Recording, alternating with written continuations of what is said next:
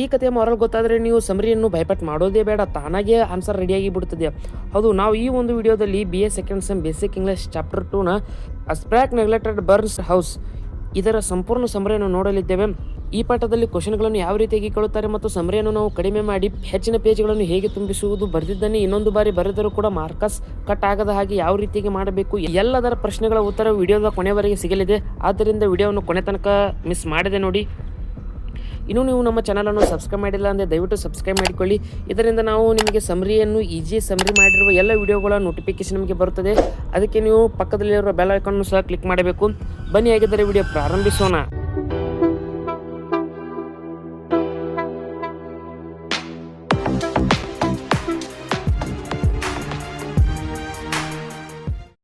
ಸ್ನೇಹಿತರೆ, ಈ ಪಾಠದ ಚಾಪ್ಟರ್ ನಿಮಗೆ ಈ ಒಂದು ವಿಡಿಯೋದಲ್ಲಿ ನಿಮಗೆ ಸಂಪೂರ್ಣವಾಗಿ ನೋಟ್ಸ್ ಹೇಳ್ತೀನಿ. ಕೇವಲ 10 ಪಾಯಿಂಟ್ಗಳಿವೆ ಸ್ನೇಹಿತರೆ. ನಾನು ಇದನ್ನು ಸ್ವಲ್ಪ ಶಾರ್ಟ್ ಆಗಿ ಮಾಡಿದ್ರಿಂದ ನಿಮಗೆ ಅರ್ಥವಾಗದೇ ಇರಬಹುದು.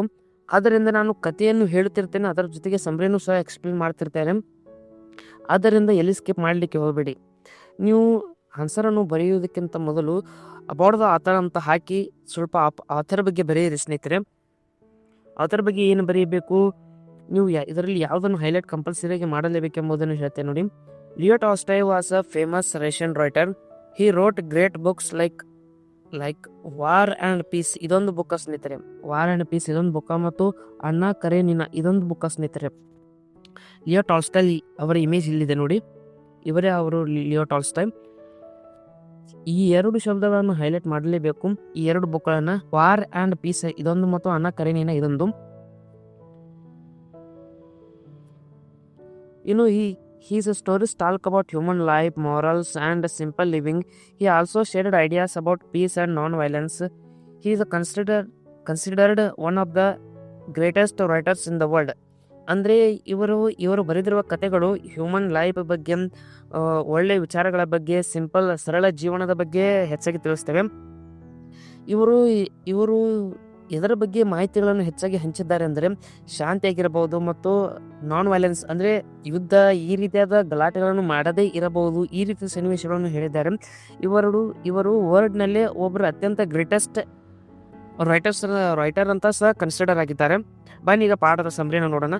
ಸ್ನೇಹಿತರಲ್ಲಿ ನೀವು ಪೀಠಿಕೆ ಯಾವ ರೀತಿ ಹಾಕಬೇಕಂದ್ರೆ, ಪೀಠಿಕೆ ಅಂತ ಮತ್ತೆ ಹಾಕಿ, ಅಂದರೆ ಇಂಟ್ರೊಡಕ್ಷನ್ ಅಂತ ಹಾಕಿ, ಅಲ್ಲಿ ನೀವು ಇದು ಆಥರ್ ಅಂತ ಇದೆ ಅಲ್ವಾ, ಇದರ ಬಗ್ಗೆನೂ ಬರೆದು ಬಿಡಿ ಸ್ನೇಹಿತರೆ. ಅಂದರೆ ಅಷ್ಟು ಅಲ್ಲ, Leo Tolstoy was a famous, ಅದು ಪಾಠದ ಹೆಸರು ಅಂತ ಹಾಕಿ, ಈಸ್ ರಿಟನ್ ಬಾಯ್ ಅಂತ ಹಾಕಿ, ಲಿಯೋ ಟಾಲ್ಸ್ಟಾಯ್ ಅಂತ ಹಾಕಿ, ನಂತರ ಇಲ್ಲಿಂದ ವೇಟ್ ಮಾಡಿ,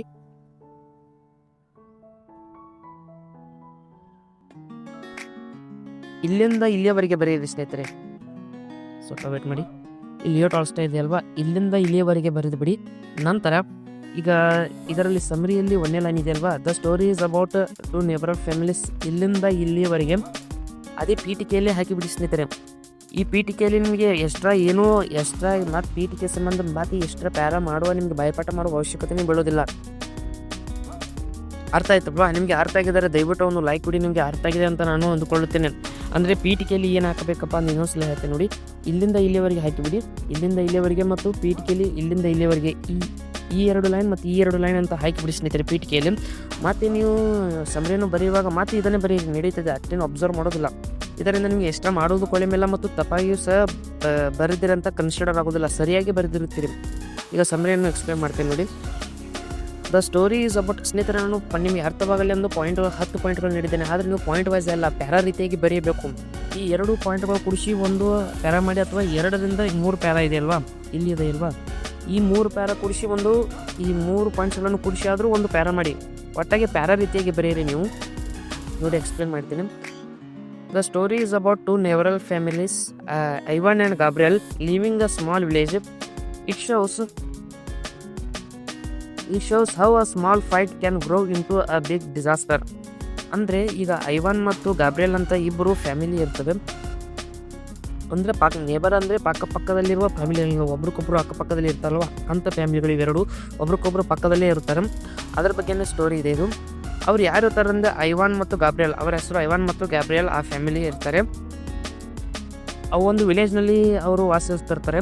ಈ ಕತೆ ಎದರ ಬಗ್ಗೆ ಇದೆ ಅಂದರೆ, ಒಂದು ಸ್ಮಾಲ್ ಮಿಸ್ಅಂಡರ್ಸ್ಟ್ಯಾಂಡಿಂಗ್ ಅಥವಾ ಒಂದು ಸ್ಮಾಲ್ ಜಗಳ ಅಥವಾ ತಪ್ಪು ಹೇಗೆ ದೊಡ್ಡ ಬಿಗ್ ಡಿಸಾಸ್ಟರ್ ಆಗಿ ಕನ್ವರ್ಟ್ ಆಗುತ್ತದೆ, ದೊಡ್ಡ ಜಗಳ ಆಗಿ ಹೇಗೆ ಕನ್ವರ್ಟ್ ಆಗುತ್ತದೆ ಎಂದು ಇದನ್ನು ಆ ವಿಷಯ ಈ ಸ್ಟೋರಿಯಲ್ಲಿದೆ ನೋಡಿ. Ivan is a hard working but short tempered. ಅಂದರೆ ಅವನು ಐವಾನ್ ಇದೆ ಅನ್ನಲ್ಲ, ಅವನು ತುಂಬ ಕಷ್ಟಪಟ್ಟು ಕೆಲಸ ಮಾಡ್ತಾನೆ, ಅದು ಓಕೆ. ಆದರೆ ಅವನು ಬೇಗನೆ ಸಿಟ್ಟುಗೊಳ್ಳಿ ಬಿಡ್ತಾನೆ ಸ್ನೇಹಿತರೆ. ಈಗ ಮೂಗಿನ ಮೇಲೆ ಕೋಪ ಇರುತ್ತದೆ ಅಂತಾರಲ್ವ, ಆ ರೀತಿಯಾಗಿ ಬೇಗನೆ ಕೋಪಗೊಂಡು ಬಿಡ್ತಾನೆ. ನಿಮಗೆ ನಾನು ಸಮರಿಯಲ್ಲಿ ಪೂರ್ತಿ ಕಥೆಯನ್ನು ಹೇಳಿಬಿಡ್ತೇನೆ ನೋಡಿ. ಈ ಐವಾನ್ಸ್ ತನ್ನ ತಾಯಿಯ ಮಾತನ್ನೇ ಕೇಳ್ತಿರ್ತಾನೆ, ತನ್ನ ತಾಯಿ ಅಂದಿದ್ದೇನೆ ಎಲ್ಲವನ್ನೂ ನಿಜ ಅಂದುಕೊಂಡು ಬಿಡುತ್ತಿರ್ತಾನೆ. ಆದರೆ ಅವನು ಹಾರ್ಡ್ ವರ್ಕಿಂಗ್, ಅದೊಂದು ಒಳ್ಳೆಯ ವಿಷಯ. ಬಟ್ ಶಾರ್ಟ್ ಟೆಂಪರ್ ಆಯಿತು. Gabriel is also very stubborn. ಅಂದರೆ ಗಾಬ್ರಿಯಲ್ ಅವನು ಬೇಗನೆ ಬೇಗನೆ ಜಗಳಕ್ಕೆ ಹೋಗುವ ಸ್ವಭಾವದವನು. Because of this both are get angry quickly. ಅಂದರೆ ಈ ಕಾರಣಗಳಿಂದ ಇಬ್ಬರು ಬೇಗನೆ ಕೋಪವನ್ನು ಬರೆಸಿಕೊಳ್ಳುತ್ತಿದ್ದರು.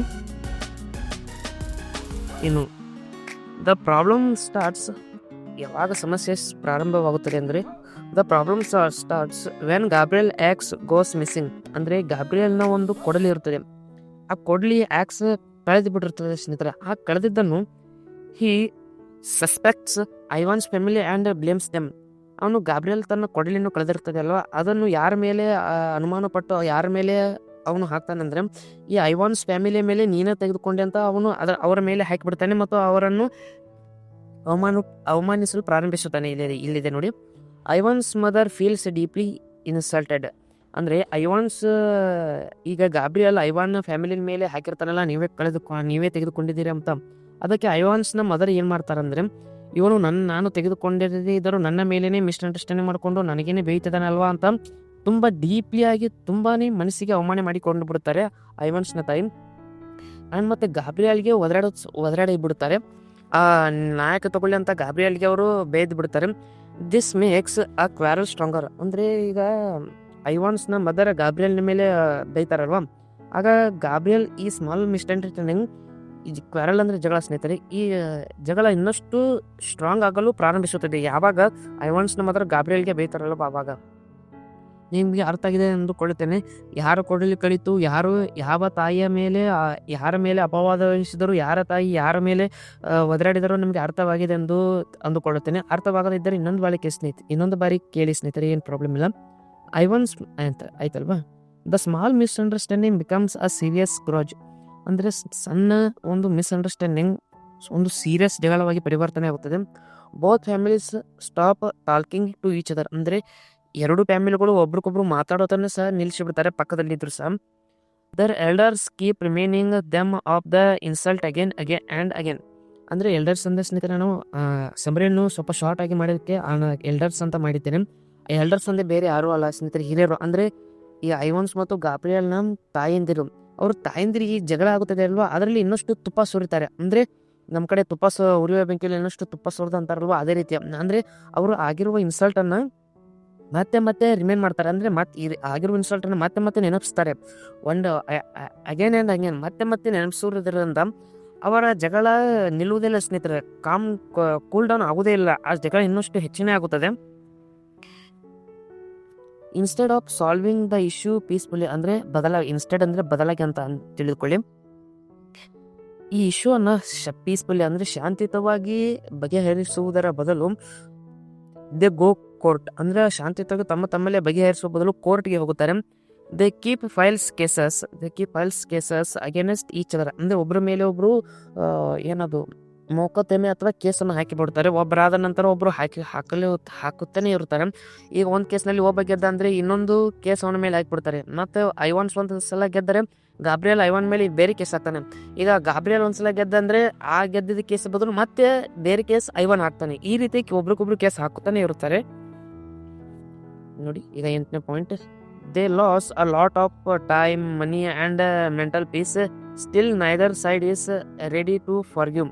ಅಂದರೆ ಅವರು ಈ ರೀತಿಯಾಗಿ ಕೇಸ್ ಹಾಕುತ್ತಾ ಹೋಗುವುದರಿಂದ ತಮ್ಮ ಸಮಯವನ್ನು ವೇಸ್ಟ್ ಮಾಡ್ತಾರೆ. ಲಾಟ್ ಆಫ್ ಅಂದರೆ ಮನಿ ಸಹ ವೇಸ್ಟ್ ಆಗುತ್ತದೆ, ಮತ್ತು ಮನಃಶಾಂತಿ ಸಹ ಸಿಗೋದಿಲ್ಲ ಸ್ನೇಹಿತರೆ. ಈಗ ನಮ್ಮ ಮಾತಾಡ್ತಿರ್ತಾರಲ್ವ, ಯಾವುದೇ ಕೆಲಸ ಹತ್ತಿದ್ರು ಕೋರ್ಟ್ ಕೇಸ್ ಆಗಿರ್ಬೋದು, ಪೊಲೀಸ್ ಕೇಸ್ ಮತ್ತು ದವಾಖಾನೆಗೆ ಯಾವುದೇ ರೀತಿ ಕೆಲಸ ಹತ್ತಬಾರ್ದು, ಒಂದಾದ ಬರುತ್ತವೇ ಇರ್ತಾರಂತಾರಲ್ಲ, ಅದೇ ರೀತಿಯಾಗಿ ಇವರಿಗೂ ಸಹ ಆಗಿದೆ. ಈ ಕೇಸ್ಗೆ ಹೋಗೋದ್ರಿಂದ ಹಣ, ಮನಿ ಮತ್ತು ಮನಃಶಾಂತಿ ಎಲ್ಲ ವೇಸ್ಟ್ ಆಗುತ್ತದೆ. ಆದರೂ ಇವರು ಸಹ ಒಬ್ರಿಗೊಬ್ರು ಕ್ಷಮಿಸುವುದನ್ನು ನಿಲ್ಲಿಸುವುದೇ ಇಲ್ಲ. ಒಬ್ರಿಗೊಬ್ರು ಕ್ಷಮಿಸುವುದನ್ನು ನಿಲ್ಲಿಸುವುದಿಲ್ಲ. One night a fire breaks out and spreads quickly. ಒಂದು ಸ್ನೇಹಿತರೆ, ಈ ಪಾಯಿಂಟನ್ನು ಸ್ವಲ್ಪ ಶಾರ್ಟ್ ಆಗಿ ಬರೆದಿದ್ದೇನೆ, ಆದರೆ ಅದು ತುಂಬ ಲಾಂಗ್ ಇದೆ. ನಾನು ಮೊದಲು ಕತೆ ಹೇಳ್ತಾ ನೋಡಿ.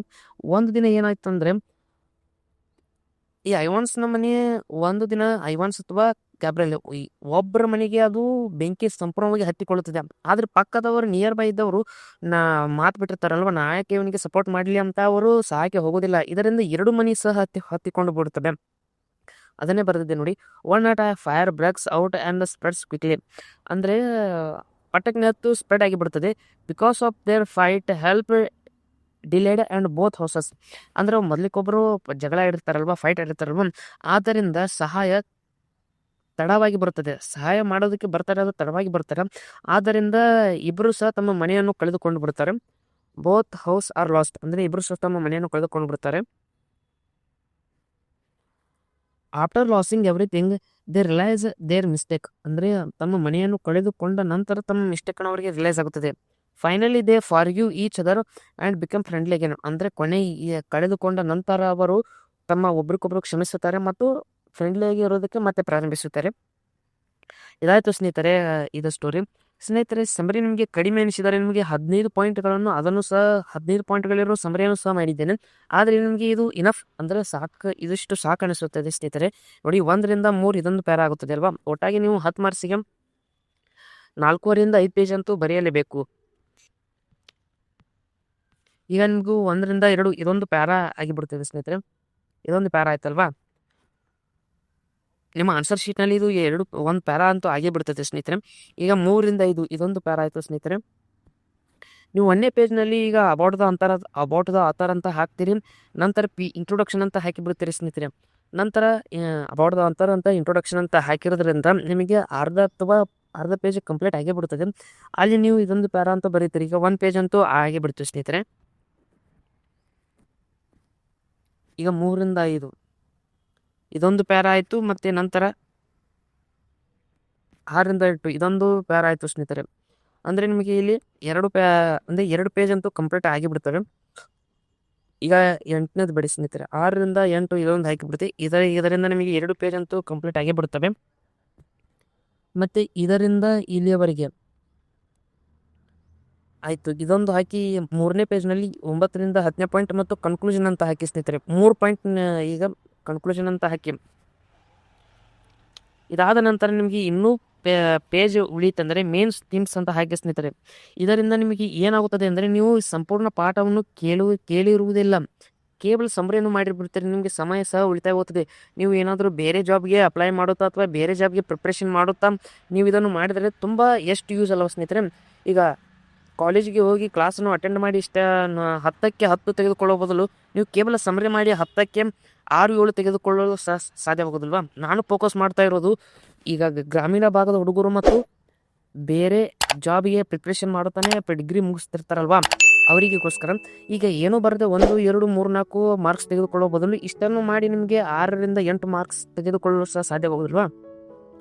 ಈಗ ನೋಡಿ, ಮೇನ್ಸ್ ಥೀಮ್ಸ್ ಅಂತ ಹಾಕಿಬಿಡಿ ಸ್ನೇಹಿತರೆ. ಕನ್ಕ್ಲೂಷನ್ ಅಂತ ಹಾಕಿ ಮತ್ತು ಮೇನ್ಸ್ ಥೀಮ್ಸ್ ಅಂತ ಹಾಕಿದರೆ ಸ್ನೇಹಿತರೆ 4 ಪೇಜ್ ಅಂತೂ ನಿಮಗೆ ಆಗಿಬಿಡ್ತದೆ. 10ಕ್ಕೆ 10 ತೆಗೆದುಕೊಳ್ಳಲು 4 ರಿಂದ 5 ಪೇಜ್ ಬರೀಬೇಕು.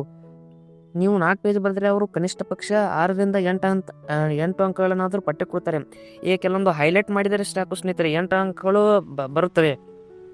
ಈಗ ಕನ್ಕ್ಲೂಷನನ್ನು ಎಕ್ಸ್ಪ್ಲೇನ್ ಮಾಡ್ತೇನೆ ನೋಡಿ. ಸ್ಮಾಲ್ ಮಿಸ್ಅಂಡರ್ಸ್ಟ್ಯಾಂಡಿಂಗ್ ಸ್ನೇಹಿತರೆ. ಇನ್ನೊಂದು ಈಗ ಕನ್ಕ್ಲೂಷನ್ ಅಂತ ಇದೆ ಅಲ್ವಾ, ಇದನ್ನೇ ಸಮರಿಯಲ್ಲಿ ಸಹ ಇದನ್ನೇ ಬರೆದು ಬಿಡಿ ಸ್ನೇಹಿತರೆ. ಮಾರಲ್ ಆಫ್ ದ ಸ್ಟೋರಿ ಅಂತ ಸಮರಿಯಲ್ಲಿ ಕೊನೆಗೆ ಹಾಕಿ, ಕನ್ಕ್ಲೂಷನ್ ಅಂತ ಇದೇನಿದೆ ಅಲ್ವಾ, ವೇಟ್ ಮಾಡಿ. ಈಗ after losing everything they realise their mistake, ಈ ಲೈನ್ ಇದೆ ಅಲ್ವಾ, ಈ ಕನ್ಕ್ಲೂಷನ್ನು ಸಹ ಇದರೊಂದಿಗೆ ಬರೆದು ಬಿಡಿ ಸ್ನೇಹಿತರೆ. ಇದರೊಂದಿಗೆ ಕನ್ಕ್ಲೂಷನ್ ಬರೆದು ಬಿಡಿ. ಮತ್ತೆ ಕನ್ಕ್ಲೂಷನ್ ಅಂತ ಹಾಕಿ ಮತ್ತೆ ಈ ಪ್ಯಾರಾವನ್ನು ಸಪ್ರೇಟಾಗಿ ಬರೆದು ಬಿಡಿ. ವೇಟ್ ಮಾಡಿ. ಕನ್ಕ್ಲೂಷನ್ ಅಂತ ಹಾಕಿ ಮತ್ತೆ ಈ ಸಪ್ರೇಟ್ ಪ್ಯಾರಾ ಇದನ್ನು ಬರೆದು ಬಿಡಿ ಸ್ನೇಹಿತರೆ. ಇದರಿಂದ ಬರೆದಿದ್ದೇನೆ ಹೊಳೆ ಬರೆದಿದ್ದೇನೆ ಅವರಿಗೆ ಗೊತ್ತಾಗೋದಿಲ್ಲ ಸ್ನೇಹಿತರೆ, ಮತ್ತು ಪೇಜ್ ಸಹ ತುಂಬಾ ಹೆಚ್ಚಾಗಿ ಎನಿಸಿಬಿಡುತ್ತವೆ. A small misunderstandings can become a big problems if we ignore them. ಅಂದರೆ ಸಣ್ಣ ಪುಟ್ಟ ಮಿಸ್ಅಂಡರ್ಸ್ಟ್ಯಾಂಡಿಂಗ್ಸ್ ದೊಡ್ಡದಾಗಿ ಪರಿವರ್ತನೆ ಆಗುತ್ತದೆ ಅಂತ ಹೇಳಿದ್ದಾರೆ. ನಿಮಗೆ ಅರ್ಥ ಆಯಿತು ಅಂತ ಅಂದುಕೊಳ್ಳುತ್ತೇನೆ. ಇದನ್ನು ಸಹ ಈ 10ನೇ ಪಾಯಿಂಟ್ ಕೂಡ ಕನ್ಕ್ಲೂಷನ್ ಹಾಕಿಬಿಡಿ. ಈ ಕನ್ಕ್ಲೂಷನ್ ಅಂತ ಮತ್ತೆ ಸಪ್ರೇಟ್ ಹಾಕಿ ಕನ್ಕ್ಲೂಷನ್ ಅಂತ ಬರೀರಿ ಸ್ನೇಹಿತರೆ. ಇದನ್ನು ನಾನು ಎಕ್ಸ್ಪ್ಲೇನ್ ಮಾಡುವುದು ಅಗತ್ಯವಿಲ್ಲ ಅಂದುಕೊಳ್ಳುತ್ತೇನೆ, ಅಂದರೆ ತುಂಬ ಸರಳ ಭಾಷೆಯಲ್ಲಿ ಬರೆದಿದ್ದೇನೆ. ಈಗ ಮೇನ್ ಥೀಮ್ಸ್ ಅಂತ ಕೊನೆಗೆ ಹಾಕಿಬಿಡಿ ಸ್ನೇಹಿತರೆ. ಮೇನ್ ಥೀಮ್ಸ್ ಅಂತ ಕೊನೆಗೆ ಹಾಕಿ ಅವ್ರು ಏನು ಅಂದುಕೊಳ್ಳುತ್ತಾನೆ ಅಂದರೆ, ಈಗ ನೋಡಿ ವಿದ್ಯಾರ್ಥಿ ಅಬೌಟ್ ಆ ಥರ ಅಂತಲೂ ಹಾಕಿದ್ದಾನೆ, ಇಂಟ್ರೊಡಕ್ಷನ್ ಹಾಕಿದ್ದಾನೆ, ಸಮರಿಯನ್ನು ಸಕರ ಬರೆದಿದ್ದಾನೆ, ಕೊನೆಗೆ ಕನ್ಕ್ಲೂಷನ್ ಹಾಕಿ ಮೇನ್ ಥೀಮ್ಸ್ ಸಕಟ ಬರೆದಿದ್ದಾನೆ ಅಂತಾರ. ಮೇನ್ ಥೀಮ್ಸ್ ಅಂತೂ ಕಂಪಲ್ಸರಿ ಹಾಕಿ ಸ್ನೇಹಿತರೆ. ಇದನ್ನು ಹಾಕಿದ್ದಾನೆ. ಇವರಿಗೆ ಪಾಪ ಕಡಿಮೆ ಏಕೆ ಅಂಕಗಳನ್ನು ಕೊಡುವುದು ಎಂದು 10ಕ್ಕೆ 10 ಅಂಕಗಳನ್ನು ಸಹ ಕೊಡ್ಬೋದಲ್ವಾ. ಈ ರೀತಿಯಾಗಿ ಮಾಡಿ ಸ್ನೇಹಿತರೆ. ನೀವು ಈಗ ಕೊನೆವರೆಗೂ ನೋಡಿದ್ದೀರಾ ಅಂದರೆ ನಿಮಗೆ ಯಾವ ರೀತಿಯಾಗಿ ಬರೆದಿದ್ದಾರೆ, ಯಾವ ರೀತಿಯಾಗಿ ಬರೆಯಬೇಕು ಎಂಬುದು ಸಹ ಅರ್ಥವಾಗಿರುತ್ತದೆ. ಅರ್ಥವಾಗದಿದ್ದರೆ ಸ್ನೇಹಿತರೆ ಇನ್ನೊಂದು ಬಾರಿ ವಿಡಿಯೋ ನೋಡಿ, ನಿಮಗೆ ಗ್ಯಾರಂಟಿ ಅರ್ಥವಾಗುತ್ತದೆ. ಈ ರೀತಿಯಾಗಿ ಟ್ರಿಕ್ಗಳನ್ನು ಬಳಸಿ ನೀವು ಹೆಚ್ಚಿನ ಅಂಕಗಳನ್ನು ಗಳಿಸಬಹುದು. ಧನ್ಯವಾದಗಳು.